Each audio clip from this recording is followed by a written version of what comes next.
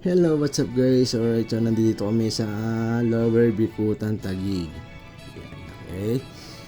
Birthday ni Iros Steve. Ayun. At syempre naman, ito naman ang aking kapartner. Ayan, di ba? Oh, sayo-sayo pa, di ba?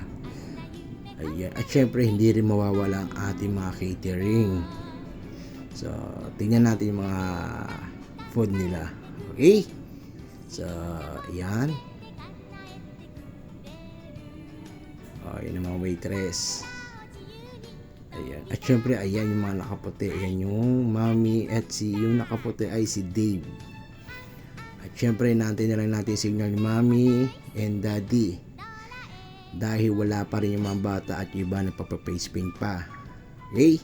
So, siguro maya mag-start na kami ni kuya ng aking kapartner. Ayan, nakikita nyo bawas-bawas na kasi galing silang simbahan. Kaya yung iba kumakain na, ayan si ate pupila na. At syempre, ayan na, yun na nga, ayan, ito yung kaming dalawa. Ay yung pakaway-kaway pa ako, di ba? Okay, at syempre, dito na lang tayo. So guys, it's time to say, bye-bye!